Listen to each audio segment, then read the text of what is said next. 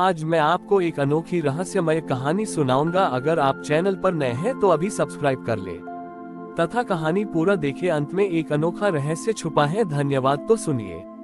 ये कथा एक ऐसे युग की है जब मनुष्य ने ज्ञान को ही विभाजित कर दिया था। समाज में कुछ लोग खुद को उच्च ज्ञान का अधिकारी मानते थे और दूसरों को हीन ज्ञान वाला कहकर उनका तिरस्कार करते थे। ज्ञान केवल पुस्तकों, जाति या धन से मापा जाने लगा था, जिसके कारण समाज में भेदभाव और अभिमान बहुत बढ़ गया था। कैलाश पर्वत पर माता पार्वती ने चिंतित होकर महादेव से पूछा, हे प्रभु, मनुष्य ने ज्ञान को भी बांट दिया है। पंडित अनपढ़ का तिरस्कार करता है और धनी गरीब का। वे भूल गए हैं कि ज्ञान का मूल तो एक ही है, शुद्ध चेतना। महादेव ने कहा, प्रिय, मैं उन्हें दिखाऊंगा कि ज्ञान की पवित्रता किसी बाहरी उपाधि या पात्र में नहीं होती, बल्कि ग्रहण करने वाले के हृदय की शुद्धता में होती है। महादेव ने एक अत्यंत वृद्ध, दुर्बल और मैले वस्त्र पहने हुए भिक्षु का वेश धारण किया। उनके एक हाथ में एक टूटा हुआ साधारण मिट्टी का घड़ा था और दूसरे हाथ में एक बहुमूल्य रत्नजड़ित स्वर्ण पात्र था। भिक्षु नगर के सबसे बड़े ज्ञान केंद्र गुरुकुल पहुँचे, जहाँ केवल उच्च कुल और धनी वर्ग के शिष्यों को पढ़ाया जाता था। गुरुकुल के मुख्य आचार्य पंडित गर्वित अपने ज्ञान पर बहुत अभिमान करते थे। भिक्षु ने गुरुकुल के द्वार पर खड़े होकर अपनी दुर्बल आवाज में आचार्य गर्वित से भिक्षा मांगी, हे ज्ञानी जन, मुझे अपना थोड़ा सा शुद्ध ज्ञान भिक्षा में दीजिए। पंडित गर्वित ने तिरस्कार से भिक्षु को देखा और पूछा, तुम किस पात्र में ज्ञान ग्रहण करोगे? हमारे गुरुकुल का ज्ञान इतना पवित्र है कि तुम जैसे अपवित्र पात्र में नहीं डाला जा सकता। भिक्षु ने अपना टूटा हुआ मिट्टी का घड़ा आगे बढ़ाया और कहा, क्या आप इसे अशुद्ध मानते हैं? गर्वित ने हंसते हुए कहा, निश्चित रूप से। ये मिट्टी का टूटा घड़ा हमारे ज्ञान को अपवित्र कर देगा। यदि तुम ज्ञान चाहते हो तो मेरे पास आओ और पवित्र स्वर्ण पात्र में ग्रहण करो। पंडित गर्वित ने अपने शिष्यों को आदेश दिया कि वे सबसे शुद्ध ज्ञान वेदों के कठिन मंत्र को उच्चारित करें और उसे प्रतीकात्मक रूप से भिक्षु के स्वर्ण पात्र में डालें। लेकिन जैसे ही गर्वित ने अपने उच्चारित ज्ञान को स्वर्ण पात्र में डालने का प्रयास किया, वह ज्ञान हवा में भाप बनकर उड़ गया। गर्वित घबरा गए। उन्होंने बार बार प्रयास किया, लेकिन उनका अभिमान से भरा ज्ञान उस बहुमूल्य स्वर्ण पात्र में ठहर ही नहीं पाया। भिक्षु मुस्कुराए और कहा, हे आचार्य, ये स्वर्ण पात्र धन और उच्च कुल का प्रतीक है, पर ये शुद्ध हृदय का प्रतीक नहीं है। तुम्हारा ज्ञान तुम्हारे अभिमान के कारण इतना अपवित्र हो चुका है कि यह इस पात्र में भी नहीं ठहर सकता। फिर भिक्षु ने अपना टूटा हुआ मिट्टी का घड़ा आगे बढ़ाया और एक सरल शिष्य से कहा, वत्स, तुम मुझे कोई एक सरल निस्वार्थ प्रार्थना भिक्षा में दो, जो तुमने आज सुबह अपनी माँ के लिए की थी। शिष्य ने बिना किसी अभिमान के सच्चे हृदय से एक सरल प्रार्थना दोहराई। जैसे ही वह प्रार्थना टूटे मिट्टी के घड़े में उतरी, वह घड़ा तुरंत भर गया और एक दिव्य प्रकाश से चमक उठा। महादेव ने अपना वास्तविक स्वरूप प्रकट किया और कहा, हे संसार, ज्ञान की पवित्रता न तो स्वर्ण में है, न ही मिट्टी में, न ही उच्च कुल में है और न ही कठोर मंत्रों में। ज्ञान की पवित्रता केवल ग्रहण करने वाले के हृदय की शुद्धता में होती है।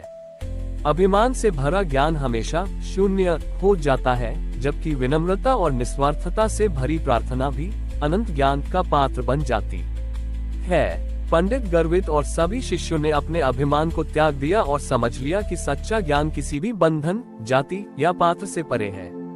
महादेव की यह लीला सिखाती है कि ज्ञान केवल तभी मूल्यवान होता है जब उसे निस्वार्थ और शुद्ध हृदय से ग्रहण किया जाए, क्योंकि अभिमान और भेदभाव ज्ञान को अपवित्र कर देते हैं। पंडित गर्वित और उनके शिष्य महादेव के दिव्य दर्शन और उपदेश से पूरी तरह बदल गए थे। आचार्य गर्वित ने तुरंत गुरुकुल के सारे कठोर नियम तोड़ दिए, जो केवल उच्च कुल और धनी वर्ग को ही ज्ञान देते थे। गर्वित ने सबके सामने वह टूटा हुआ मिट्टी का घड़ा और स्वर्ण पात्र रखा और घोषणा की, महादेव ने हमें सिखाया है कि हमारा ज्ञान अहंकार और भेदभाव के कारण अपवित्र हो गया था। अब से ये गुरुकुल हर किसी के लिए खुला है, चाहे वह धनी हो या निर्धन, उच्च कुल का हो या निम्न कुल का। हमारे गुरुकुल में ज्ञान का मापदंड हृदय की शुद्धता होगी, न कि धन या जाति। गर्वित ने अपने गुरुकुल का नाम बदलकर संभाव विद्यापीठ रख दिया। लेकिन इस नए सिद्धांत को लागू करना आसान नहीं था। समाज में अभी भी ऊंच नीच का भेदभाव था। जब गर्वित ने एक अति निर्धन लेकिन तीव्र बुद्धि वाले बालक को अपने सबसे प्रिय शिष्य के रूप में चुना, तो नगर के धनी और पुराने पंडितों ने इसका कड़ा विरोध कर छोटी ईया एक सभा बुलाई गई। पुराने पंडितों ने गर्वित से पूछा, आचार्य, क्या आप इस निम्न कुल के बालक को वेदों का गुण ज्ञान देंगे? क्या ये ज्ञान अपवित्र नहीं हो जाएगा? गर्वित ने शांत भाव से उत्तर दिया, मेरा पुराना ज्ञान अपवित्र था क्योंकि वह भेदभाव से भरा था। अब मेरा ज्ञान शुद्ध है क्योंकि वह महादेव की कृपा और संभाव से भरा है। गर्वित ने अपने नए शिष्य को आगे किया और कहा, इस बालक का हृदय उस टूटे मिट्टी के घड़े के समान है, विनम्र और ग्रहणशील। इसके बाद गर्वित ने एक अद्भुत प्रयोग किया। उन्होंने उस बालक को वेदों का सबसे कठिन श्लोक सिखाया, जिसमें कई व्याकरणिक जटिलताएं थीं। बालक ने उस श्लोक को केवल एक बार सुना। फिर गर्वित ने नगर के सबसे घमंडी और पुराने पंडितों में से एक को, जिसने जीवन भर वेद पढ़े थे, उसी श्लोक का उच्चारण करने को कहा। अजीब बात हुई, वह घमंडी पंडित श्लोक का उच्चारण करते समय बार बार लड़खड़ाया। उसके मुंह से सही शब्द नहीं निकल रहे थे। इसके बाद बालक ने उसी श्लोक का उच्चारण किया। बालक का उच्चारण इतना शुद्ध, इतना स्पष्ट और इतना मधुर था कि पूरी सभा में एक दिव्य शांति छा गई। ऐसा लगा जैसे स्वयं महादेव वहां उपस्थित हो।